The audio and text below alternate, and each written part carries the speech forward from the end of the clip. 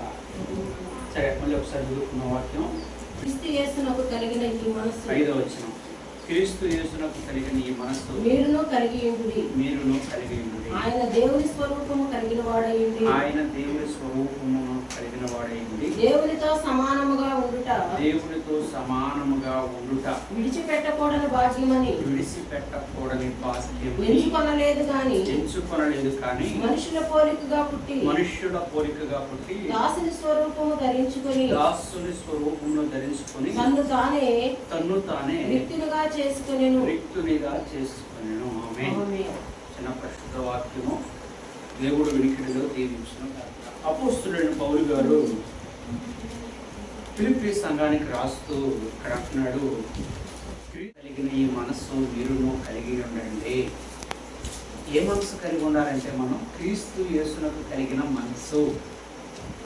ఆయన బిడ్డలమైన మనకు ఏ మనసు ఉండాలంటే ఆయన మనసు ఎలా ఉంది చూడండి. ఆయన ఎలా ఇక్కడ అంటున్నాడు, ఆయన దేవుని ఎంచుకొనలేదు కానీ మనుషుల పోలుగా పుట్టి దాసుని స్వరూపమును ధరించుకుని తానే రిక్తునిగా చేసుకొనెను. చూడండి, ఈయన ఎవరంట? దేవుని స్వరూపము, దేవుడు. ఈయన ఎక్కడున్నాడంటే దేవలోకంలో ఉన్నాడు. చూడండి, అన్ని లోకాల్లో కన్నా పైలోకంలో ఉన్నాడు. ఈయన ఏం చేయబడుతున్నాడంటే అక్కడ స్తుతించబడుతున్నాడు.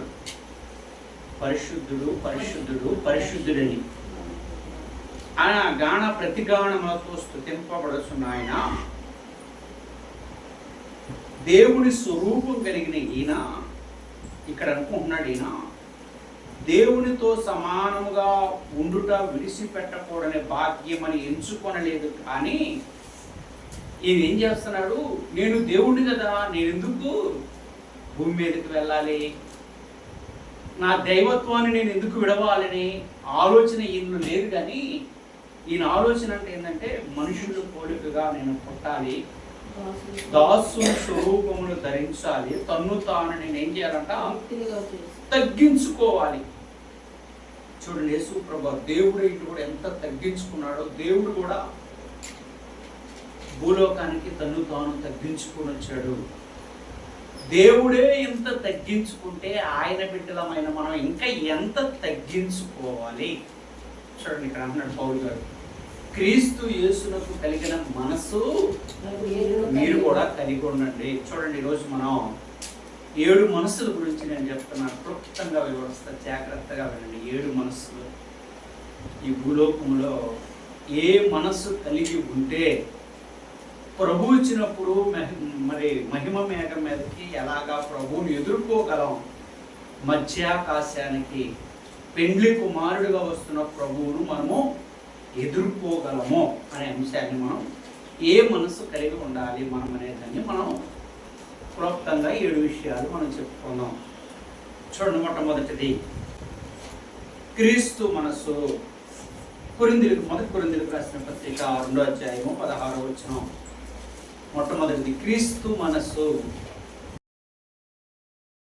మొదటి కొరింథీయులకు రాసిన పత్రిక 2వ అధ్యాయము 16వ వచనం. ప్రభు మనస్సును ఎరిగి ఆయనకు బోధింపగలవాడెవరు? మనమైతే క్రీస్తు మనస్సు కలిగిన వారము. చూడండి, ప్రభు మనస్సును ఎరిగి ఆయనకు బోధింపగలవాడు ఎవరైనా ఉన్నారా? యేసయ్యకు చెప్పేవారు ఎవరైనా ఉన్నారా ఇలా ఉందని? ఎందుకు లేరు? ఆయన ఎవరై ఉన్నాడు? సృష్టికి కర్త అయి ఉన్నాడు కాబట్టి, అన్ని నామములకు పైనామం కలిగిన ఆయన కాబట్టి, ఆయన బిడ్డలమైన మనము ఎవరితో చెప్పించుకోకూడదంట? ఈ లోకంతో మనం కూడా చెప్పించుకోకూడదంట. చూడండి, ఇక్కడ అంటున్నాడు, మనమైతే క్రీస్తు మనసు ఎరిగిన వారం గనక యేసు ప్రభు వారు యేసు ప్రభు వారికి ఎవరు ఎలాగా బోధ చేయలేకపోయారో మనకు కూడా ఆ లోకములో ఎవరు బోధ చేసేవారిగా ఉండకూడదంట. ఈరోజు క్రైస్తవులమైన మనం ప్రతి ఒక్కరి చేత చెప్పించుకోగలుగుతున్నాం. చూడండి, అందుకు దేవదర్శి అన్నాడు, మనం బైబిల్ చదువుతాడంట, మనలో లోకం చదువుతుందంట. మనమేమో బైబిల్ చదువుతున్నాం, మనల్నేమో తిరగక మనల్నేమో లోకం చదువుతుంది అంట. చూడండి, మరి బైబిల్ చదువుతున్నప్పుడు దేవుడు చెప్పిన మాటలని మనం క్లుప్తంగా ఆయన మీతో చెప్పినది చేయుడి. ఆ ప్రకారం మనం తెలిసి కూడా ఏం చేయలేకపోతున్నాం అంటే చేయలేకపోతున్నాం. ఎందుకు చేయలేకపోతున్నాం?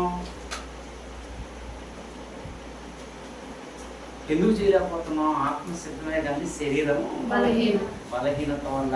చూడండి, కాబట్టి ఇక్కడ అంటున్నాడు, అంత గొప్ప ఆయనే భూలోకానికి వచ్చి మనకు మాదిరి చూపించడం కాబట్టి మనం కూడా ఏం చేయాలంటే అలాగా నడిచేవారిగా ఉండాలంట. చూడండి, రెండోది సాత్వికమైన మనస్సు.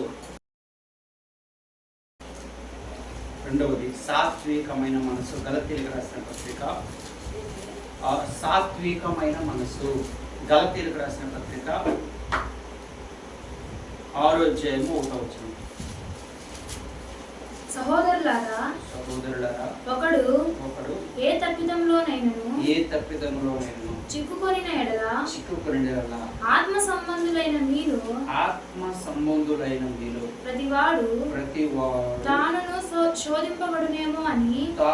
శోధింపబడునేమో అని తన విషయమై చూచుకొనుచు సాత్వికమైన మనస్సుతో. చూడండి, సాత్వికమైన మనస్సుతో అట్టి వారిని మంచి దారికి తీసుకొని రావాలను. చూడండి, మంచి దారికి తీసుకుని రావాలను. చూడండి, ఇక్కడ అంటున్నాడు, సహోదరులారా, ఒకడు ఏ తప్పిదములోనైనా చిక్కుకుని నెలలా, ఒక విషయంలో చిక్కుకుంటే, చిక్కుకున్నామనంట మన ఆత్మ సంబంధమైన మనలంట ప్రతివాడు తనను శోధింపబడుదునేమో అని తన విషయమై చూసుకొచ్చు సాత్వికమైన మనసుతో అటువాడినంట మంచి దారిని తీసుకొని రావలేను. చూడండి, యేసుప్రభువు ఏం చేశాడు? సిక్కుల్లో ఉన్నవారిని, బాధల్లో ఉన్నవారిని, కష్టాల్లో ఉన్నవారిని, హింసలో ఉన్నవారిని, కరువుల్లో ఉన్నవారిని, సాతాను శోధనలో ఉన్న వారిని అందరిని కూడా యేసుప్రభువు వారు ఏం చేశాడంటే మంచి మార్గంలోకి నడిపించాడు. చూడండి, ఒకరు శ్రమలు పడుతున్నారంటే వారిని మనం ఈరోజు చక్కబెట్టలేకపోతున్నాం. ఎందుకు చక్కబెట్టలేకపోతున్నాం అంటే మాట వినేవారికి ఎవరు లేరు. యేసుప్రభువు వారంట 3.5 సంవత్సరం సువార్త ప్రకటిస్తే ఆ 3.5 సంవత్సరంలో ఆయన పొగలగా సువార్త ప్రకటించేవాడు. అనేక మందిని అద్భుతాలు, అనేక మందిని బాగు చేసేవాడు. గుడ్డివారిని బాగు చేసేవాడు, కుష్టివారిని బాగు చేసేవాడు, వ్యాధిగ్రస్తులందరినీ బాగు చేసేవాడు, శానా దయ్యాల పట్టిన వారిని బాగు చేసేవాడు, శాతపడి శక్తులతో పిడింపబడుతున్న వారిని బాగు చేశాడు. చూడు, అనేక మంది వ్యాధిగ్రస్తులను బాగు చేశాడు. కానీ ఎవరైతే యేసుప్రభువు వారి దగ్గరకు వచ్చి చక్కబడలేకపోతున్నారో వారిని గురించి అంటే కన్నీరు గార్చేవాడు. ఎప్పుడు యేసుప్రభువు ఎప్పుడు కన్నీరు కారుస్తూ ఉండేవాడంట. శిష్యుడు అనుకున్నవాడు, ఏంటికి యేసుప్రభువు వారికి ఏం పూర్వం ఉందని కన్నీరు కారుస్తున్నాడు అని అనుకుంటే యేసుప్రభువు వారు అనేవాడంటే, నేను విరినాక మీకు అర్థమైతే అబ్బాయి నేను ఎందుకు కన్నీరు కారుస్తున్నాను అనుకునేవాడంట. చూడండి, కన్నీరు కార్చేవాడండి. ఎందుకు? వీరందరూ కానీ నా మాట వింటే వీరి మీద ఉన్న కీడంతా కొట్టేసి వీరిని నేను చక్కబెడతాను అనే ఆలోచనతో యేసుప్రభువు వారు మనల్ని బాగు చేసుకోవడానికి వచ్చాడు. ఎక్కడికి వచ్చాడు అన్నాడు ప్రభు? నశించిన గొర్రెల యొద్దకే, వెతికి రక్షించడానికి వచ్చాడు. శ్రమంలో ఉన్న మనల్ని బాగు చేయడానికి వచ్చాడు. శోధనలో ఉన్న మన ఇబ్బందుల నుంచి ఉడిపించడానికి వచ్చాడు. కానీ ఎవరి మాట వినలేకపోయామంట, తన స్వకీలే తను చేర్చుకోలేదు యేసుప్రభువు వారిని. చూడండి, అంటారు ఈరోజు యేసుప్రభువు వారు వచ్చాయా, నేను యేసుప్రభువు వారిని అంటే లోకం ఇదేటట్టుగా ఉందా? లేదు. ఎందుకు? జ్ఞానం కాస్త సాతానుడు ఏం చేశాడంట, తీసేసుకున్నాడంట. అందుకే దేవదాసయ్య గారు పాట రాశారు, జ్ఞానం అంతా పాడు చేసి కాననైతే నాయన. జ్ఞానం అంతా కూడా ఎవరు తీసేసుకున్నారంట? సాతానుడు తీసేసుకున్నాడు. కాబట్టి యేసుప్రభువు వారి సమయాన్ని చేయ, నీ దేవుణ్ణయ్యా, నేను బాగు చేయడానికి వచ్చానంటే నమ్మే స్థితిలో లేరు. యేసయ్యే దేవలోకంలో నుండి భూలోకానికి వచ్చి మూడున్నర సంవత్సరం అంత అద్భుతంగా సువార్త ప్రకటించి అంత అద్భుతంగా ఆయన అద్భుతాలు చేస్తే, ఆశ్చర్యాలు చేస్తే ఆయన ఏం చేయలేకపోయారంటే చేర్చుకోలేకపోయారు. చేర్చుకొని దేవుడిచ్చే ఆశీర్వాదాలను అందుకోలేకపోయారు. ఎటు యేసు ప్రభువు మొట్టమొదటిగా నోరు విప్పి మాట్లాడిన మాటలు ఏంటంటే పరలోక రాజ్యం సమీపించబడింది, మారు మనసు పొందండి. మార్గాన్ని సిద్ధపరచడానికి వస్తే ఆ సిద్ధపడాల్సిన మార్గాన్ని సిద్ధపడక యేసు ప్రభువు ఏం చేశారంటే హింసించారు, బాధ పెట్టారు, మరి ముఖాను ఉమ్మేశారు, కొరడాలతో కొట్టారు, చిత్ర హింసలు పెట్టారు, చంపేశారు. ఆయన సిలువేసి చూడండి ఎలా యేసు ప్రభువు ఎన్ని చిత్ర హింసలు పడ్డాడు. ఎవరి కోసం పడ్డాడు ఆయన? ఎవరి కోసం పడ్డాడు ఆయన? మన కోసం. ఆయన బిడ్డలమైన మన కొరకు వస్తే మనం ఏం చేసామంట? చంపేసామంట. చూడండి పెన్ను ఉంది, ఎగ్జాంపుల్. నువ్వు పెన్ను అడిగావు, ఈ పెన్ను నేను ఎలాగిచ్చాను నీకు? మంచిగా ఇచ్చాను. ఇది మళ్ళీ నాకు అతిగా పెన్ను అట్టించు, నువ్వు ఎక్కడిదక్కడ తీసేసి ఇచ్చావు.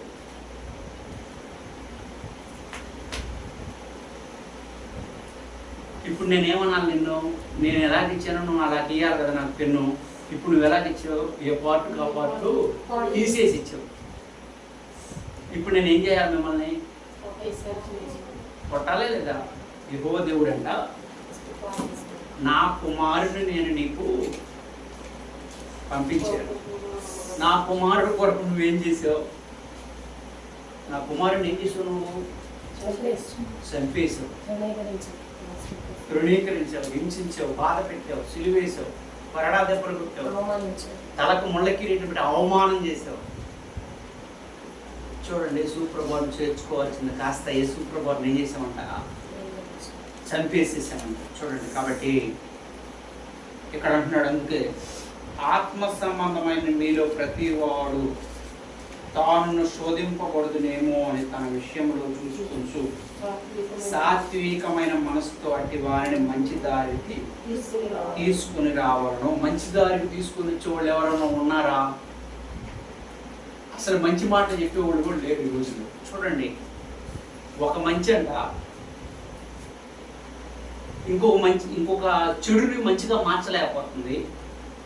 ఒక చెడు అంట ఈ మంచిని చెడుగా మార్చగలుగుతుంది లోకం. చూడండి, మంచికి చెడుకి ఎంత ఇది ఉందో చూడండి, వ్యత్యాసం. ఈ మంచి ఈ చెడుని ఏం చేస్తుందంటే మార్చలేకపోతుంది మంచిగా. చూడండి, ఇప్పుడు నువ్వు మంచి మాట చెప్పావు, అమ్మ నువ్వు బజార్కి వెళ్ళేటప్పుడు జాగ్రత్తగా వెళ్ళమ్మా, ఏం పెట్టుకోవద్దమ్మా, లోకం మంచిది కాదు, చున్నీ జాగ్రత్తగా వేసుకుని వెళ్ళమ్మా, తగుమట్టుకే జాగ్రత్తగా వెళ్ళమ్మా అన్న. వాస్తవంగా మనకేమనిపించింది? ఏమైంది ఇలా చెప్తాం, పొద్దుగూళ్ళు ఉన్న వేసుకోవటానికి కాదు కదా, అన్నీ వేసుకొని నేను అందంగా అలంకరించుకొని వెళ్ళాలి. మంచి మాటని తీసుకోలేకపోతున్నాం, కానీ చెడు మాటను మనం ఏం చేస్తున్నాం? వెంటనే తీసుకోగలుగుతున్నాం. ఈ చెడు మాటను తీసుకొని మనం ఏమవుతున్నాం? లోకానికి వీళ్ళు క్రైస్తవులు అయితే కూడా వీళ్ళు చదివించుకునేవారుగా. ఇందాక మనం మాట చెప్పుకున్నాం, మనం బైబిల్ చదువుతుంటే లోకం మనల్ని చదువుతుందంట. అలాంటి స్థితి క్రైస్తవులకు వచ్చింది ఇప్పుడు ఈ లోకంలో స్థితిని బట్టి. చూడండి, లోకాన్ని మార్చాల్సిన క్రైస్తవుల్ని లోకం మార్చేస్తుంది. ఇక్కడ అదే అంటున్నాడు ఈయన, మీరు సాత్వికమైన మనసుతో అట్టి వారిని మంచి దారికి తీసుకుని రావడం. క్రైస్తవులే. చూడండి, మేము ఒక గ్రామానికి వెళ్ళి ఒక అన్యుల అమ్మాయిని, విగ్రహారాధన అమ్మాయిని ఏం చేసామంటే మార్చి విగ్రహారాధన తీసేపించి ఆ అమ్మాయి కొన్ని శ్రమలను బట్టి, అమ్మా నీ విగ్రహారాధన ఉంచుకో, ఓకే కాదనట్లేదు, కానీ కొన్ని రోజులు ప్రార్థన చూద్దాం, మంచి దీనికి నీకు అనుకూలంగా ఉంటే దీనికి వెళ్ళేటప్పుడు దీనికి ఏసైకి అనుకూలంగా ఉంటే ఏసై ఏది బెటర్గా ఉందో ఏ మార్గం ఉంది? ఏ మార్గం నీకు అనుకూలంగా ఉందో చూద్దాం. ఒక 10 రోజులు టైం ఇవ్వమా అని చెప్పి ఆ అమ్మాయిని ఏం చేస్తే మంచిగా మాట్లాడి కన్విన్స్ చేసి ప్రార్థనలోకి దింపి వాళ్ళ ఇంట్లో సన్నిధి పెట్టి చక్కబెట్టి ప్రార్థన చేయిస్తాను. చూడండి, చేస్తే ఆ అమ్మాయి 2-3 రోజులు ప్రార్థన చేసిన తర్వాత ఆ అమ్మాయికి ఒక సమాధానం వచ్చి పూజ చేయటం మానేసింది. వాళ్ళ టిఫిన్ కొట్టు వాళ్ళందరూ క్రైస్తవులందరూ అక్కడ చర్చికి వెళ్ళే వాళ్ళంతా ఇక్కడికి వచ్చి టిఫిన్ చేస్తూ ఉంటారు.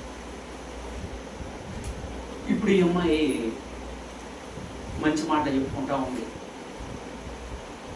ఈ అమ్మాయిని ఏం చేశారు వీళ్ళు, ఏసే దగ్గరకు వచ్చా పిచ్చిదానా, ఏసే దగ్గరకు వస్తే శ్రమలు ఎక్కువ అవుతాయి, అమ్మగా నీ పూజ నువ్వు చేసుకో. ఎవరు చెప్పారు? నిన్ను మార్చింది కూడా అసలు ఎవరు నిన్ను మార్చింది? చెప్పింది క్రైస్తవం. ప్రార్థనకి వెళ్ళేవాళ్ళు. అస్సలు నాకు ఆశ్చర్యం వేసింది. నేనేం చెప్పాలో ఆ అమ్మాయికి అర్థం కాలే. ఎవరమ్మా నీకు చెప్పిందంటే ప్రార్థనకి వెళ్తారు, ఆరాధన చేస్తారు వాళ్ళు.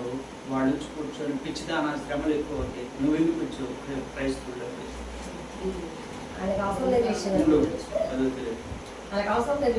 విషయం ఉండు. ఆ అమ్మాయి ఇడ్లీ పెడితే పచ్చంగా వచ్చేది ఇడ్లీ, ఆ కలర్ వచ్చేది. అమ్మ ఆ కలర్ వచ్చేది. అర్థమైందా? నువ్వు ఒరిజినల్ పిండి తీసుకొచ్చినా కలర్ అది వచ్చేది. ఇలా శోధించబడుతున్న అమ్మాయి 4 రోజుల నుంచి. మనం ఎంటర్ అయిన తర్వాత ఇడ్లీ తెల్లంగా వచ్చి రావడం మొదలుపెట్టింది. ఇంకా అయ్యగారు నాకు నేను చేసిన ఆయన సిలువలో పడ్డ పాదం చూస్తే నేను తట్టుకోలేకపోతున్నాను, సహించలేకపోతున్నాను, నాకు యేసయ్య గొప్ప దేవుడు అనిపిస్తుంది. అసలు నా ఇడ్లీ తెల్లంగా వచ్చిన ముందు సరే ఒక్కసారి ఇంటికి రండి అంటే సన్నిధి పెట్టి అన్ని బోధ చేసి ఆమెకి మంచి చెప్పి, అమ్మ నువ్వు విగ్రహారాధన మాత్రం తీసేసుకోవద్దు, నీ దేవుడు కానీ ప్రార్థన చేసుకో కొన్నాళ్ళు. ఇందులో ఎలా ఉన్నావు అందులో ఎలా ఉన్నావు చూడు, మార్పు ఏంటో చూడు. యేసయ్యలో నీకు మార్పు రాలేదనుకో నీ ఇష్టం, నేను బలవంతంగా చేయను. ఓకే. ఈ అమ్మాయి ఇంకా ఇడ్లీ తెల్లం వస్తుంది. ప్రార్థనలో బాగా ఉదయం సాయంత్రం బాగా 3 గంటలు ప్రార్థన చేస్తుంది. ఆ అమ్మాయికి చేసే దర్శనాలు కూడా బాగా వస్తున్నాయి. ఒక 4 రోజులు గడిచింది. మన దగ్గర 2 నెలలు ఇచ్చింది. ఆ 2 నెలలు బాగా వచ్చింది. ఆశగా ఆరాటంగా అమ్మగారికి ఫోన్ చేసి వాక్యం అడిగేది, ఇలా చేయాలా, నాకు అసలు ఇది నాకు ఏది వద్దనిపిస్తుంది, నేను యేసయ్యలో ఉండాలి, నన్ను ఏదో ఒకటి చేయండి. ఏం చేయదు, నువ్వు ముందు ప్రార్థన చేయి. చేయటం కంటే ముందు ప్రార్థన ముఖ్యం. నువ్వు ముందు నిలబడు, ఇబ్బందులన్నీ తగ్గుతాయి, తగ్గిపోతాయి, తర్వాత చూద్దామమ్మా. నీలో గట్టి రావాలి కదా, ముందు గింజి గట్టి అవ్వాలి. లేత గింజను మనం ఏం చేయలేదు కదా, నువ్వు స్థిరపడమ్మా, నువ్వు తర్వాత చూద్దామని చెప్పి 2 నెలలు ప్రార్థన పెట్టాం. 2 నెలలు స్థిరపరిచాం. తర్వాత క్రైస్తవులు చుట్టుపక్కల క్రైస్తవులు ఆ అమ్మాయి ఆ చర్చికి వెళ్తే అమ్మాయి సమాధానం మాట్లాడింది. అయ్యారు ఆదివారం నేను చర్చికి వెళ్ళకపోతున్నాను, ఇక్కడికి వెళితే నాకు సమాధానం మాట్లాడింది. సరే ఆగిపోమ్మా, ఇంట్లో చేసుకున్నాను, ఆదివారం ప్రార్థన చేసి నాకు ప్రార్థన చేస్తాను, అక్కడికి నచ్చలేదు అంటున్నాం, ప్రార్థనకి వెళ్ళిన ఇబ్బందులు వస్తున్నాయి అంటావు కాబట్టి సరే 2 వారాలు అది చూడండి. ఈ 2 వారాల్లోని మ్యాటర్ వాళ్ళు మార్చేశారు. ఎక్కల ముఖమా, ఎవరు చెప్తారు నీకు అసలు? మేము మారిన వాళ్ళమే ఇబ్బందులు పడుతున్నాం, నువ్వెందుకు కొత్తగా వాళ్ళు చేసుకొచ్చి ఇబ్బందులు పడుతున్నావా? కమ్మగా నీ విగ్రహారాధన చేసుకో. ఏం చెప్పారు? కమ్మగా నీ విగ్రహారాధన మీద అది ఒక శాప మీద తీసుకుంటున్నావు. చూడు, ఇంకా మార్చేసారు అమ్మాయిని. ఇంక ఈ అమ్మాయి ఆలోచన సస్పెండ్ పడింది. ఇదంతా వస్తుందా ఏంది? వాళ్ళే చెప్తున్నారు అదంతా వస్తుంది, వేసే కాడ శ్రమలు వస్తాయి. ఎవరు చెప్పారు మీకు? చెప్పేశారు. ఈ అమ్మాయి ఇంకా కన్ఫ్యూజ్ అయిపోయింది. నాతో మాట్లాడట్లేక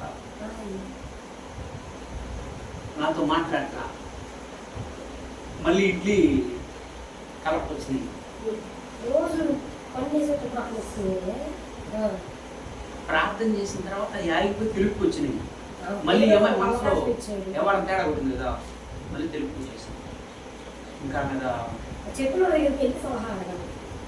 ఇంకా మీద ఏమై పూర్తిగా కన్ఫ్యూజ్ అయిపోయి లేచి ఉదయం లేచి తలస్నానం చేయడం, పూజలు చేయటం నిద్ర పెట్టేసి వాళ్ళ పని వాళ్ళు చేసుకుంటూ పోయింది. సరిపోయేది. వాళ్ళ పని వాళ్ళు ఇప్పుడు చేసుకుంటూ వీళ్ళు ఏం చేయాలా? ఇక్కడ ఏమన్నాడు? సాత్వికమైన మనసుతో మీరు ఏం చేయాలా?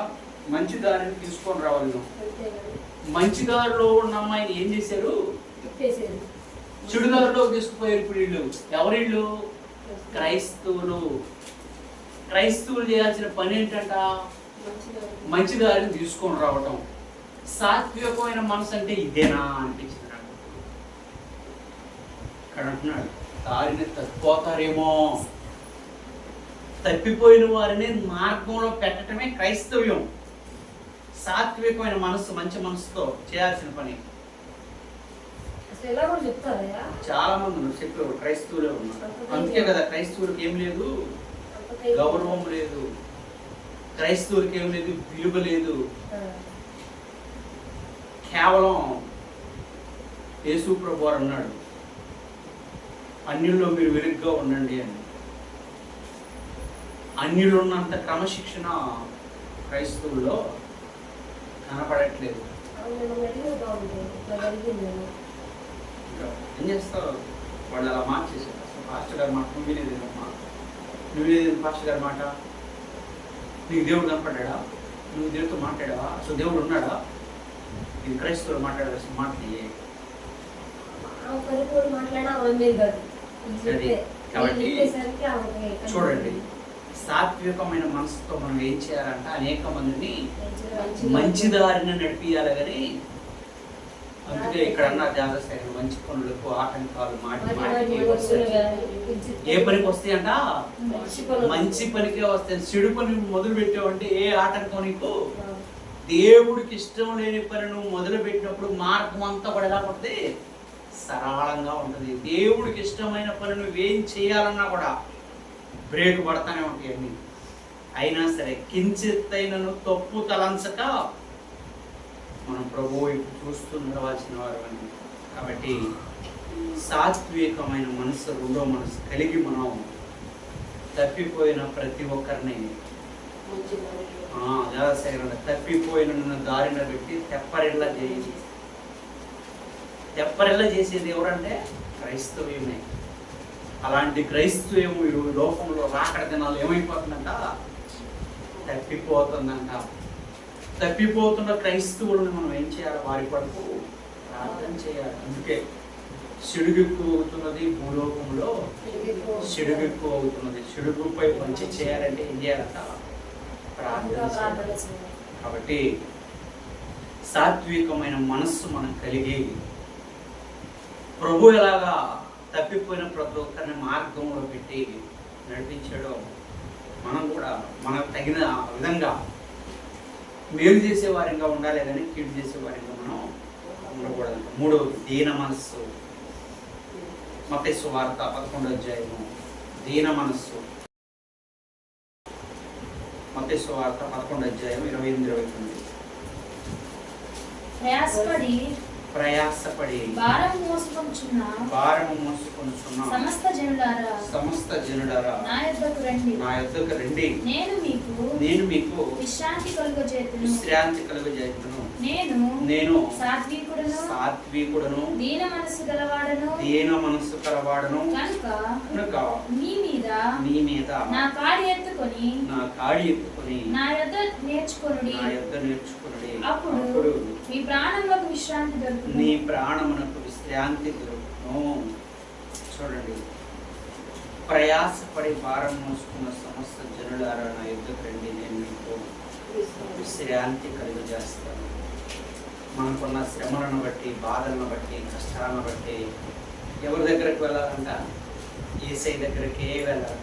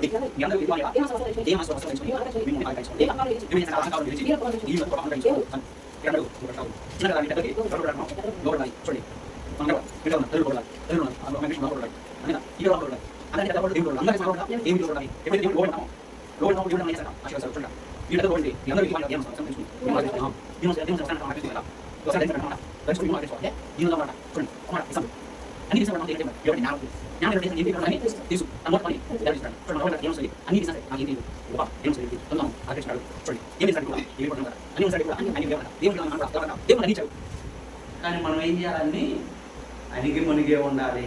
ఎక్కడ కూడా మనం హెచ్చించబడకూడదు. చూడండి, మనకు అలంకారం ఏంటంటే అదే దీన మనసే మనకు అలంకారము. దేవుడు అహంకారులు ఎదిరించి దీనులకు కృప అనుగ్రహించును. అలంకారులు ఏం చేస్తారంట? అహంకారులు ఎదిరిస్తాడు, దీనులకు తను దేవుడు తగిన సమయమందు మిమ్మల్ని హెచ్చించినట్లు ఆయన బలిష్టమైన చేతుల క్రింద దీన మనస్కులై ఉండండి. చూడండి, ఏం చేయాలంట? తగిన సమయమందు హెచ్చించినట్లు ఆయన బలిష్టమైన చేతి క్రింద దీన మనస్కులై ఉండాలా, దీనులంగా ఉండాలంట. ఆయన యొక్క ఆయన రెక్కల కింద, బలిష్టమైన రెక్కల కింద అంటే దీన మనసుగా ఉన్నప్పుడు అంటే దేవుడు అంట హెచ్చించే సమయంలో మనల్ని హెచ్చిస్తాడంట. అంతవరకు మనం ఏం చేయాలంట? ఎదురు చూడాలి. యెహోవా ఎదురు చూస్తే సిగ్గుపడరు. సిగ్గుపడం మనం ఈరోజు కావచ్చు, రేపైనా సరే. చూడండి, మనం ఇతరులు చేసిన ప్రార్థనలు వాళ్ళ పిల్లల ఆశీర్వాదాలు వచ్చినాయి. బహుశా వాళ్ళు తిండికి కూడా లేకపోవచ్చు. తిండి లేకుండా నీళ్లు దాకా పెట్టుకున్న వాళ్ళు చాలా మంది ఉన్నారు. వాళ్ళు ఏమన్నా ఏసైనా మునిగేరా, సరిగేరా. ఇప్పుడు సాధు సుందర్ సింగ్ గారంట ఉదయం నుంచి సాయంత్రం దాకా సువార్త ప్రకటిస్తే ఒక్కరు కూడా ఒక పూటకు మంచినీళ్ళు లేదంట, అన్నం పెట్టలేదంట. సాయంకాలం అంట పొద్దుకు చీకట్లో కూర్చొని ఆయన ఆకలి దెబ్బ తట్టుకోలేక పాటలు పాడుతూ ఉన్నాడు. పాటలు పాడుతూ ఉంటే సాతానుడు వచ్చి, నీకేం కొదువా, దేవుడిని ఇంటి దగ్గర నీకు పంచ పరిమాణాలు ఇచ్చాడు కదా, ఇక్కడ దేవుడు నీకు కనీసం మంచినీళ్ళ భోజనం పెట్టలేదు, ఇంకనైనా తెలుసుకో అన్నాడంట. అప్పుడు సాధు సుందర్ సింగ్ గారు అంటున్నాడంట, ఈరోజు నా దేవుడికి నేను తాగటం తినటం ఆయనకి ఇష్టం లేదు. నేను తాగాలనుకున్నా, నేను తినాలనుకున్నా, ఆయన నాకు ఏది కావాలంటే అది సమృద్ధిగా పెట్టగలిగిన సమర్థుడు ఆయన. చూడండి, అన్నప్పుడు అంటే సాతానుడు వెంటనే వెళ్ళిపోయాడు. వాళ్ళ భక్తి ఎలా ఉందంటే సాతాన్ని ఎదిరించేదై ఉంది. చూడండి, ఈరోజు మనం దప్పికేసినా కూడా సాతాను దొరికిపోతాం. మనం ఆకలేసినా కూడా మన భక్తి సాతాను దొరికిపోతున్నాం మనం.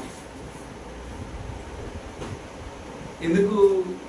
నిలకడలేని జీవితం అయిపోయింది. చూడు, కాబట్టి దీన మనస్సు కలిగి ప్రభు దగ్గర మనం అంట ఆయన బలిష్టమైన రెక్కల కింద ఉన్నప్పుడు తగిన సమయం ముందు దేవుడు మనల్ని ఏం చేస్తాడంట? హెచ్చిస్తాడు. యెషయా గ్రంథం 57:15. యెషయా గ్రంథం 57:15. మహాగణుడు, మహోన్నతుడును, పరిశుద్ధుడును, నిత్య నివాసియైన వాడు ఇలాగ సెలవిచ్చుచున్నాడు, నేను మహోన్నతమైన పరిశుద్ధ స్థలములలో నివసించువాడను. నేను మహోన్నతమైన పరిశుద్ధ స్థలములలో నివసించువాడను. అయినను వినయము గల వారి ప్రాణమును ఉజ్జీవింప చేయుటకును నలిగిన వారి ప్రాణమును ఉజ్జీవింప చేయుటకును వినయము గల వారి యొద్దను దీన మనస్సు గల వారి యొద్దను నేను నివసిస్తూ ఉన్నాను. ఎక్కడ నివసిస్తున్నాడంటే ఆయన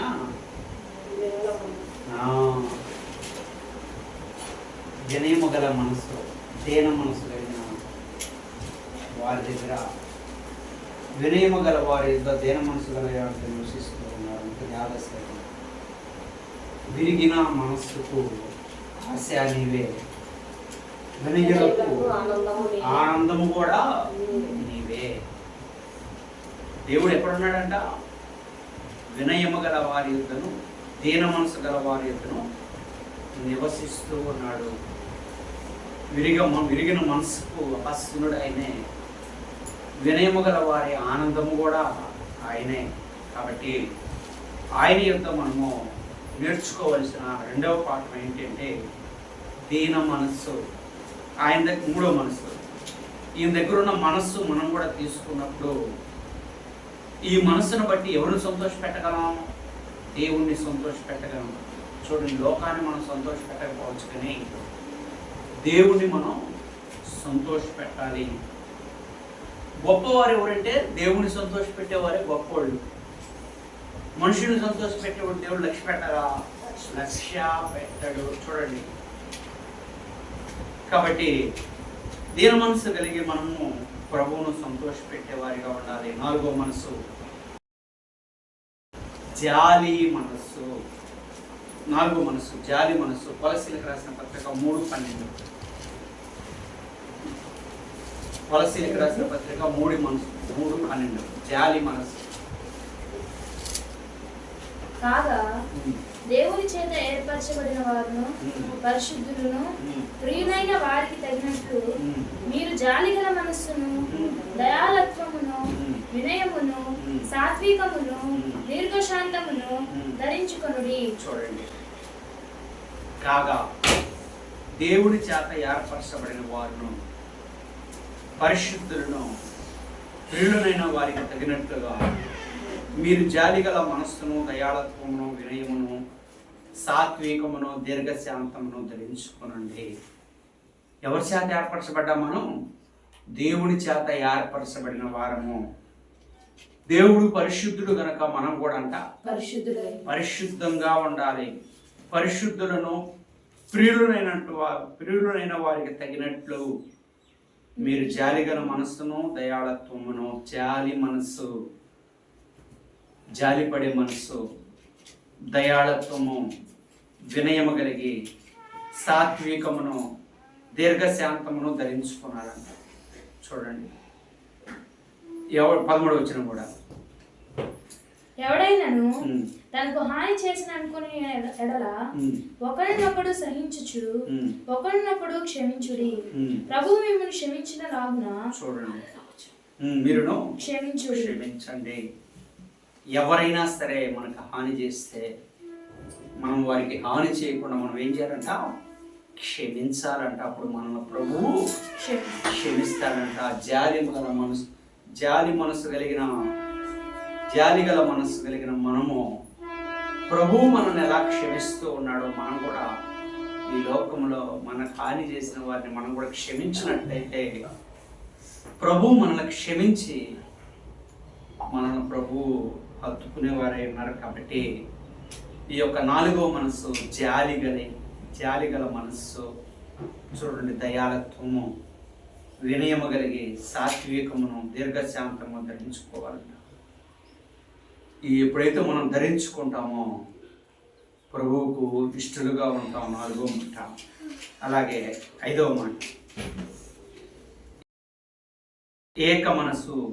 అపోస్తుల కార్యములు 1:14. ఏక మనస్సు. అపోస్తుల కార్యములు 1:14. వీరందరూ వీరితో కూడా కొందరు స్త్రీలను యేసు తల్లి అయిన మరియయు ఆయన సహోదరులను ఏక మనస్సుతో ఎడతెగక ప్రార్థన చేయుచుండిరి. చూడండి, ఏం చేశారంట? ఏక మనస్సుతో ఎడతెగక ప్రార్థన చేశారు. వీరందరూ కలిసి ఒకే మనస్సు. దైవ సన్నిధిలో ఉన్నప్పుడంట మనకి రెండవ మనస్సు మనలోకి రాకూడదంట. రెండవ తలంపు మనలోకి రాకూడదంట. ఎవరిని తలుచుకున్నాం మనం? ఇప్పుడు ఎవరిని పిలుచుకున్నాం మనం సన్నిధిలోకి? తండ్రి. దేవా అనే దేవుణ్ణి ఆశ్రయించాము. ఆశ్రయ బలంతో దైవ సన్నిధిలో కూర్చున్న మనము కొండంత అండ అయినటువంటి దేవాది దేవుడు మన మధ్యకు పిలుచుకున్నాం కాబట్టి, ఆయన చెబుతున్నటువంటి మధురమైన మాటలు మనం వింటున్నాం కాబట్టి, రెండో ఆలోచన అంట మనలోకి ఏం చేయకూడదంట? రాకూడదు. అందుకే దేవదాసయ్య గారు, యేసు నీ తలంపు నాకు ఎంతో హాయి, నీ సముఖమున ముఖము చూసిన వాసము చేసి ముక్కురెట్లుండను. చూడండి, చిన్న పొరపాటు చేసినా కూడా పాపమేనంట. పాపమని తెలియని పాపాలు ఎన్నెన్నో అన్నారు దేవదాసయ్య గారు. దైవ సన్నిధిలో కూర్చున్న మనము దేవుడిని తలంచుకోవడం తప్ప రెండో తలంపు మనలోకి రాకూడదు. ఆశ్రయ బలం ఆశ్రయించాం కాబట్టి ఇక్కడ వీరందరూ కలిసి ఏం చేస్తున్నారంటే ఏక మనస్సుతో ఎడతెగగా ప్రార్థన చేస్తూ ఉన్నారు. చూడండి, ఇక్కడ మనం ఎంతమంది ఉన్నాం? 1 2 3 4 5 6 7 మంది, 7 ఉన్నాం. ఇలా మనందరం ఏం చేయాలా? ఏ మనసుతో ఉండాలా? మనందరం కలిసి ఏక మనస్సు, ఒకే మనసుతో ఉండాలంట. ఒకే మనసుతో మనం ఏం చేయాలంటే ప్రభువును స్తుతించాలి. ఒకే మనసుతో మనం ఉన్నామా? చూడండి, వాస్తవంగా మనం దైవ సన్నిధిలో కూర్చున్న తర్వాత లేవకూడదు. మనం అంత పాటించగలుగుతున్నామా? పాటించలేకపోతున్నాం. చూడండి, మోషే గారు సీనాయి పర్వతం మీద పోతే 40 దినాలు మంచినీళ్ళు తాగలేదైనా, ఆహారం తినలేదైనా, నిద్రపోలేదు. అర్థమైందా? ఏం చేయలేదు? 40 దినాలు ఆహారం తినలేదు, నిద్రపోలేదు. ఎన్ని రోజులు? 40 నిమిషాలు మనం మంచినీళ్ళు తాగకుండా ఉండగలుగుతున్నామా? చూడండి, దేవదాసయ్య గారు అన్నాడు, ప్రార్థన ప్రారంభిస్తున్నప్పుడంట నువ్వేం చేయాలనుకున్నావు అన్ని సంపూర్తి చేసుకుని వచ్చి ప్రార్థన ప్రారంభిస్తే ముగించేంత వరకు ఏం చేయకూడదు అన్నాడు? లేవకూడదు అన్నాడు. కానీ మన శరీర బలహీనతలను బట్టి మనం ఏం చేయగలుగుతున్నాం? లేగాల్సి వస్తుంది. అప్పట్లో అంటే దేవదాసయ్య గారు అంటే సన్నిధిలోకి వెళ్ళిన అందరికీ 1 2 ఏళ్ళు రాకుండా ప్రార్థన చేసేవాడంట. తెల్లారుతున్నా ఇంకోడు కూర్చుంటే ఇంకా తెల్లారు అయిపోయిన తర్వాత లేచి వెళ్ళేవాడు. అలాంటి పట్టు ఇప్పుడు ఏమైపోయిందంటే లేదు, రావట్లేదు. అనేక విషయాల్లో మనం లేవాల్సి వస్తుంది, అనేక విషయాల్లో. అందుకే మనలో ఏమి లేదంటే ఏక మనస్సు. చూడండి, ఏక మనసు ఎప్పుడు వచ్చింది? ఏక మనసు ఎప్పుడు వచ్చింది? ఒకే ధ్యానంలో ఉన్నప్పుడు. ఈ ధ్యానం కూడా ఇప్పుడు పరధ్యానంలో కూర్చున్నప్పుడే వచ్చింది ఏక మనసు. పరధ్యానంలో కూర్చోవాలంటే రెండో ఆలోచన మనలోకి రావచ్చా? ఎన్నో ఆలోచనలు ఆలోచిస్తాం. చూడండి, ఇక్కడ ఎవరున్నారు? ప్రభు ఉన్నాడు, దేవదాసయ్య గారు వస్తాడు, పరిశుద్ధులు ఉన్నారు, దేవదూతలు ఉన్నారు, పరలోక పటాలం ఉంది. ఎంతమంది మన దగ్గర ఉన్నప్పుడు మనం పరధ్యానం లేకుండా వేరే ధ్యానం మనలో ఉంటే ఏమన్నా ఒకసారి నువ్వేగా చెప్పు, ఇది పాపమవును అని. మనం చేసిన సన్నిధి వ్యర్థమైందంట. నువ్వెంత చేసినా వ్యర్థమైన సన్నిధి. దేవదాసయ్య గారు చూడండి, పరధ్యానం మనకు చాలా ముఖ్యం. అప్పట్లో వాళ్ళు ప్రభు అంట దేవదాసయ్య గారు అంటే నోట్స్ ఇచ్చి ప్రభు ఏం చెప్పాడో రాసుకున్నాకే మోకాలు దిగాలి. ఇప్పుడు వాళ్ళు ఏం ధ్యానం చేస్తున్నట్టు? పరధ్యానంగా వాళ్ళకి ఏమైనా ఆలోచన వస్తే ఈ ధ్యానం కుదిరిద్దా? ఇప్పుడు ప్రభు రావాలి, వాళ్ళకి సమాధానం చెప్పాలి, వీళ్ళు దిగాలి, ఈ సమాధానం తీసుకెళ్ళి డిక్షేషన్ ఇచ్చాడు దేవదాసయ్య గారు వాళ్ళకి. ఇది పూర్తి చేసుకుని పోయి అయ్యగారికి ఇచ్చి మోకాళ్ళకి ఇచ్చి అయ్యా ఇంటికి వెళ్తామని చెప్పాలి. ఇప్పుడు ప్రభు చెప్పకపోతే వీళ్ళు రాసుకోకపోతే ఇక దిగేవాళ్ళు ఎవరైనా ఉన్నారా? ఏ సమయానికైనా సరే అయ్యగారు పడ కూర్చునేవాళ్ళు. వీళ్ళు ఏం చేసేవాళ్ళు ఇక్కడ? ధ్యానం. ప్రభు ఈవేళ ఏం చెప్పాడో రాసుకొని రమ్మను అనేవాళ్ళు. రోజుకి ఒక్కొక్క విషయం చెప్తే ఎవరికైతే చెప్పడో వాడు ఈ ఏక మనసు ఉంటే ప్రభు వచ్చి కనపడి మాట్లాడతాడు. ఈ ఏక మనసు కావాలంటే అన్నీ ఏం చేయాలంట? మూట కట్టేసి పక్కనేసి రావాలి రూమ్లోకి వచ్చి.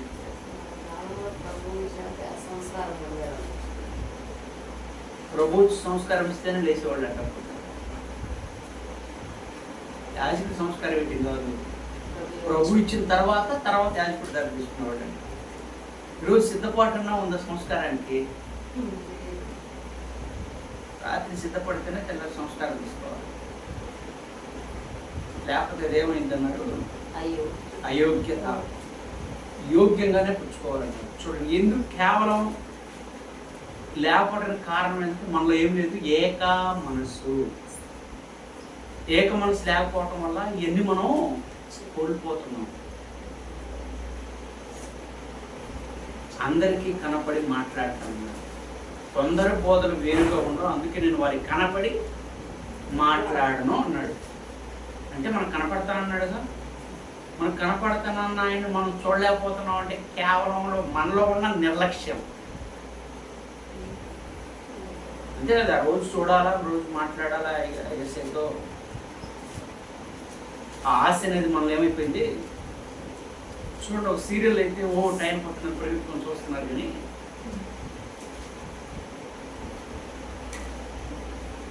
దీన్ని మాత్రం మనం ఏసైని మాత్రం చూడలేకపోతున్నాం, మాట్లాడలేకపోతున్నాం. వీళ్ళంతా ఎడతెగగా ఏక మనసు కలిగి ఎడతెగ ప్రార్థన చేస్తే పరిశుద్ధాత్మ తండ్రి అందరి మీద, వాళ్ళందరూ 120 మంది ఉంటే ఒకే ప్రార్థన చేశారంట. 120 మందిలో ఒకే తలంపు.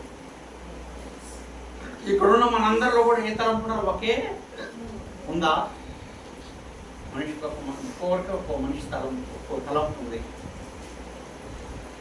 చూడండి, కాబట్టి మనకి ఈ యొక్క ఏక మనస్సు మనలో ఉన్నప్పుడు, ఏక మనస్సును బట్టి మనం ఏం చేయగలుగుతామంటే ప్రభువును చూడగలుగుతాం, ప్రభువుతో మాట్లాడగలుగుతాం, ప్రభు చిత్తం ఏంటో తెలుసుకొని నడవగలుగుతాం. 6వ మనం సిద్ధ మనస్సు.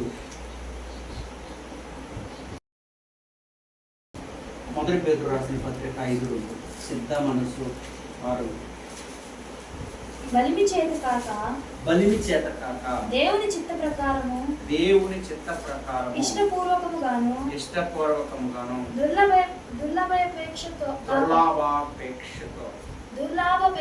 కాక సిద్ధ మనసుతోను మీ మధ్యనున్న దేవుని మందను పై విచారణ చేయొచ్చు దాన్ని కాయుడి. మీకు అప్పగింపబడిన వారిపైన ప్రభువునైనట్టుండగా మందకు మాదిరులుగా ఉండి. చూడండి, అంటున్నాడు బలిమి చేత కాక దేవుని చిత్త ప్రకారం ఇష్టపూర్వకంగా అపేక్షతో కాక సిద్ధ మనసుతో మీ మధ్య ఉన్న దేవుని మందును పై విచారణ చేయొచ్చు దానిని కాయండి. చూడండి, ఎలా చేయాలంటే మనం దేవుడి పని దేవుడి చిత్త ప్రకారము. 2వది ఇష్టపూర్వకంగా, మనస్ఫూర్తిగా. ఇష్టం లేకుండా ఏ పని మనం చేయలేము. ఈ పని నాకు ఇష్టపూర్వకంగా చేస్తున్నాను. అది ఏదైనా సరే దేవుడికి ఉపయోగకరమైన పని ఏదైనా సరే మనం ఎలా చేయాలంట? కష్టంగా చేయకూడదు, ఇష్టంగా మనం చేయాలా. ఇష్టంగా చేసినప్పుడు దేవుడు అంట మనకి ఇష్టంగానే దేవుని ఇస్తాడు. కష్టంగా చేస్తారంట, కష్టంగానే దేవుని ఇస్తాడు. చూడండి, దుర్లాభాపేక్షతో కాక. దుర్లాభాపేక్ష అంటే అపేక్ష,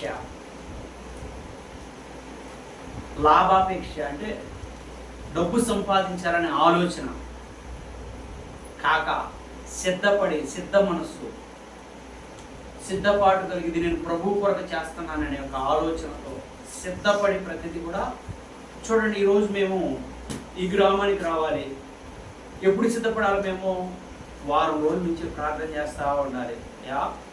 పలానా శనివారం మేము వారి ఇంట్లో ప్రార్థన పెడుతున్నాం, ఇదిగో సాటింపు వేస్తున్నాం. ఎవరు తెలియపరచాలి? మేము పరలోకాన్ని తెలియపరచాలి. ఎందుకు పరలోకానికి ఎందుకు తెలియపరచాలా? మన సంబంధమైన దీవులన్నీ ఎక్కడి నుంచి వస్తాయి? పరలోకం నుంచి వస్తాయో. మనం తెలియపరిచినప్పుడు పలానోళ్ళ ఇంట్లో, పలానా ఊర్లో, పలానోళ్ళ ఇంట్లో ఈరోజు సన్నిధి. ఇప్పుడు ప్రభు ఇక్కడ ఎవరిని పంపాలో వారందరినీ దీవెనలు ఇచ్చి ఇంటికి పంపిస్తాడు. ఒక సాటింపు వేసినప్పుడు ఆ సాటింపుకు ఏం చేయాలంట? అనుగుణంగా మనం నడవాలి, సిద్ధపడి రావాలి. సిద్ధపాటు లేకుండా రాకూడదు. చూడండి, కాబట్టి మీ మధ్యనున్న దేవుని మందను పై విచారణ చేయొచ్చు, దాన్ని కాయండి. మీకు అప్పగించబడిన వారిపై ప్రభువులను ఉండటక మందకు మాదిరిగా ఉన్నట్టు. చూడండి, మేమే గొప్పవాడంగా కాకుండా మనం ఏం చేయాలంటే ప్రభువే వచ్చి భూలోకంలో తనను తగ్గించుకొని దీనుడిగా పనిచేశాడు కాబట్టి మనం కూడా దీనుడిగా పనిచేయాలంట ప్రభు దగ్గర. చూడండి, అంతే దావిసేయ గారు అన్నాడు, సేవకుడు అంట కూలి వాని వలే పనిచేయాలంట. దైవ సేవకులు ఎవరంట? కూలి వాని వలే పనిచేయాలంట. నేను అనుకున్నాను ఫస్ట్, నేను భూలోకంలో సేవ చేసేంత వరకు నేను ఎవరి చేత నాగా పరిచర్య చేయించుకున్నాను. త్వరలో పరిచర్య చేయించుకుంటున్న స్థాయి నాకు చేసింది. అంత నలిగిపోయింది, అంత శ్రమ చేస్తుంది. చూడు, కాబట్టి వాస్తవం అదే. పరిచర్య నేను ఎవరి చేత చేయించుకోను. ఏసై పరిచర్య చేయటానికి వచ్చాడు, పరిచర్య చేయించుకుంటాడు. అంత గొప్ప ఆయన చేయించుకుంటూ మనం చేయించుకోవాలి. ఈ ఆలోచనతో ఉన్నప్పుడు వెంటనే ఏమైపోయింది? పరిచర్య చేయించుకునే స్థాయికి వచ్చేసాడు. చూడండి, కాబట్టి ఇక్కడ అంటున్నాడు, మనం ఎలా చేయాలంట? కూలి అనే వరే పని చేయాలంట. ప్రభు మనకి యజమాని ఎవరు? ప్రభు. యజమాని కింద మనం ఎలా ఉండాలంటే దాసులు అనే ఉండాలి, కానీ మనం యజమానులంగా ఉండకూడదు. కాబట్టి ఎప్పుడైతే మనం ఈ సిద్ధ మనసు కలిగి పని చేయగలుగుతామో, సిద్ధపడి పని చేస్తామో, ఆ పని ఏదైనా సరే సఫలము. చూడండి, అలాగే 2 కొరింథీయులకు రాసిన పత్రిక 8:11, 2 కొరింథీయులు 8:11. కావున తలపెట్టుటకు సిద్ధమైన మనస్సు మీలో ఎలా కలిగెనో అలాగే మీ కలిమి కొలది సంపూర్తి అగునట్లు మీరు ఆ కార్యమును ఇప్పుడు నెరవేర్చుడి. చూడండి, ఒక పని మొదలు పెట్టడానికి సిద్ధమైన మనసు మీరు ఎలాగ కలుగునో అలాగే మీ కలిమి కొలది, మీకున్న కొలది సంపూర్ణమగునట్లు మీరు ఆ కార్యం ఇప్పుడు నెరవేర్చండి. చూడండి, ఇక్కడ ఏమంటున్నాడంటే, ఎగ్జాంపుల్, ఒక సన్నిధి ఏర్పాటు చేయాలనుకున్నాం. మనం ఇక్కడ ఒక సన్నిధి ఏర్పాటు చేయాలనుకున్నప్పుడు మనం ఎలాగా ఈ కార్యాన్ని తలపెట్టాలనుకుంటున్నామో ఆ కార్యాన్ని తలపెట్టడానికి మనకి ఏం మనసు కావాలంటే సిద్ధపాటు కావాలి. సిద్ధపాటు కావాలంటే ఏం చేయాలి? సిద్ధపడాలంటే ఏం చేయాలి? చూడండి, ఎగ్జాంపుల్, ఒక పెళ్ళికి వెళ్ళాలి. మనం ఏం చేస్తాం? మనం హడావుడిని వెళ్ళిపోతామా? సిద్ధపడతాం, స్నానం చేస్తాం, మంచి బట్టలు వేసుకుంటాం, నగలు వేసుకుంటాం, అవునా, స్ప్రే కొట్టుకుంటాం, మంచిగా అందంగా తయారైపోయి ఇప్పుడు పెళ్ళికి వెళ్ళడానికి సిద్ధపడ్డాం. ఎలాగంటే అలాగ వెళ్ళలేంగా 10 మందిలోకి. అలాగే ఒక పని తలపెట్టడానికి ఏం చేయాలంట? మనం కూడా సిద్ధపడాలంట. చూడండి, అలాగే కావున తలపెట్టుటకు సిద్ధ మనసు మీలో ఎలాగో కలుగునో అలాగే మీ కలిమి కొలది సంపూర్తి అయినట్లు మీరు ఆ కార్యమును ఇప్పుడు నెరవేర్చండి. మనకు కలిగిన దాంట్లోనంట మనం చేసే కార్యం అంటే సంపూర్ణంగా నెరవేర్చాలంట. ఎప్పుడైతే అలా నెరవేరుస్తామో ప్రభువును మనము సంతోషపెట్టాలి. చూడండి, ఇక్కడ సిద్ధ మనసులో మూడు మనసులు ఉన్నాయి. ఒకటి మనం ఏం చేయాలంటే వినాలి, రెండవది పని చేయకు, మూడు క్షమించాలంట. వినుట, పని చేయుట, క్షమించుట. చూడండి, వినుట చూద్దాం. ఇర్మియా గ్రంథం 6:10. విందులని నేనెవరితో మాట్లాడేదను, ఎవరికి సాక్ష్యం ఇచ్చేదను, వారు వినుటకు తమ మనసు సిద్ధపరచుకొనరు. చూడండి, గనుక వినలేకపోయేది. చూడండి, మొట్టమొదటంట మనం వినటానికి మన మనసును సిద్ధపరచుకోవాలంట.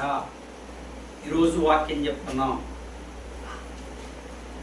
వాక్యం వినటానికి మన మనసును ఏం చేయాలంటే సిద్ధపరచుకోవాలంట. అంతే కదా, వింటేనే కదా మన హృదయంలో వాక్యం నిలబడిపోయేది. చదువుకున్నందువల్ల అర్థమైద్దా? అర్థం కాదు. అది విన్నప్పుడే మనకి అర్థమవుతుంది. చూడండి, సిద్ధ మనసులో మొట్టమొదటి మాట వినుట. ఏం చేయాలంట? వినటానికి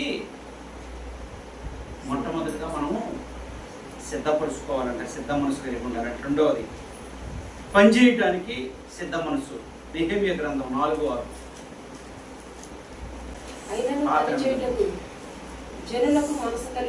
అయినను పనిచేయుటకు జనులకు మనసు కలిగి ఉండెను గనుక మేము గోడలను కట్టుచుంటుమి. అది సగము ఎత్తు కట్టబడి ఉండెను. చూడండి, యెరూషలేము గోడలు పడిపోయింది. కట్టడానికి వీరికి సిద్ధ మనసు కలిగి పని చేయుటకు వీరు సిద్ధపడ్డారు కాబట్టి ప్రభువు తోడుని ఆ గోడలను కట్టడానికి సిద్ధపడుతున్నారు. మనం కూడా అంట ఒక మాట చెప్పినప్పుడు వినే మనసు కలిగి ఉండాలంట. రెండవది పని చేయటానికి కూడా మనకు సిద్ధపాటు ఉండాలంట. సిద్ధపడాలి. ఈ యొక్క ఇశ్రాయేలు నెహెమ్యా పడిపోయిన గోడలను ఎలాగ సిద్ధ మనసు కలిగి కట్టడానికి సిద్ధపడ్డాడో, దేవుడిచ్చిన మన పనిని కూడా మనం కూడా అంట పని చేయటానికి సిద్ధ మనసు కలిగి ఉండాలి. చూడండి, 3 కీర్తన 86 క్షమించుటకు.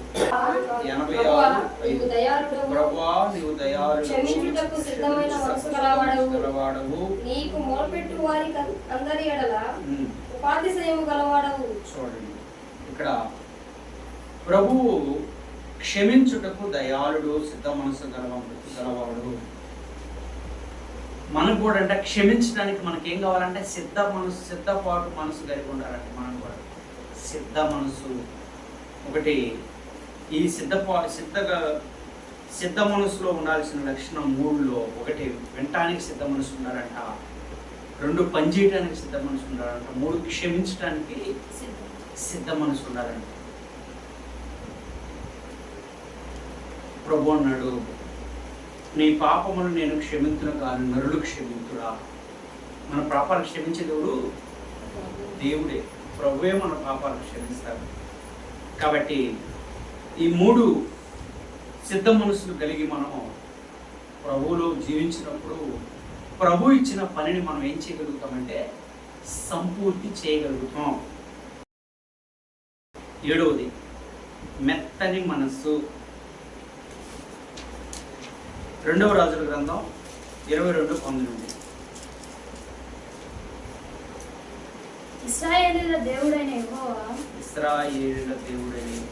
సెలవిచ్చినదేమనగా ఈ స్థలము పాడవుననియు దాని కాపరస్తులు దూషణాస్పదులనియు నేను చెప్పిన మాటలను నీవు ఆలకించి మెత్తని మనస్సు కలిగి యెహోవా సన్నిధిని దీనత్వము ధరించి నీ బట్టలు చింపుకొని నా సన్నిధిని కన్నీళ్లు రాల్చితివి గనుక నీవు చేయు మనవిని నేను అంగీకరించి ఉన్నాను. చూడండి, ఈ పాడైపోయిన స్థలం కొరకు బట్టలు చింపుకొని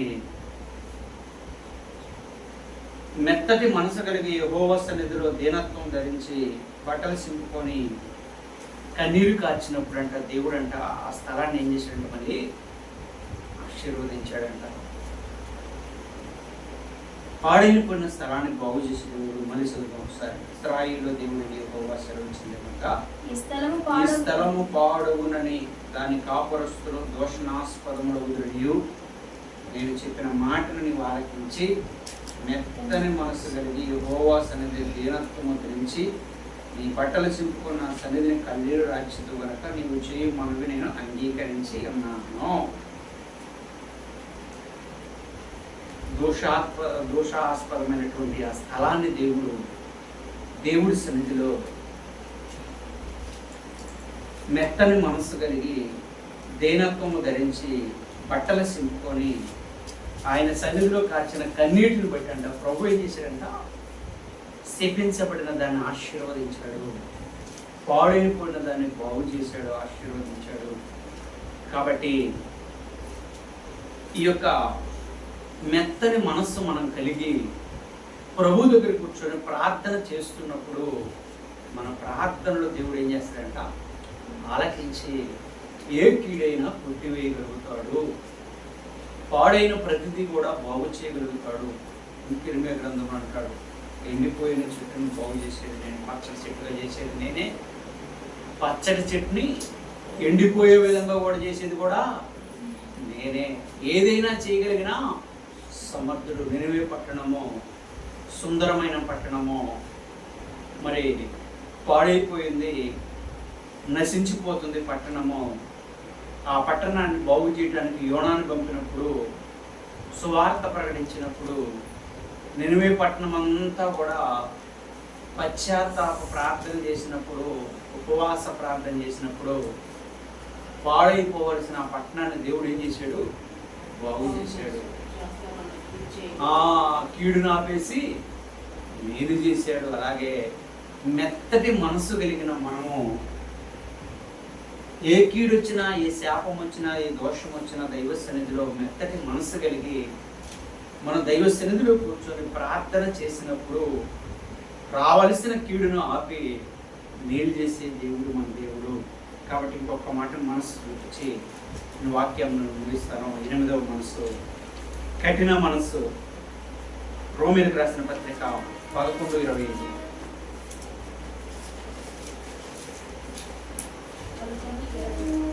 రోమీయులకు రాసిన పత్రిక 11:25.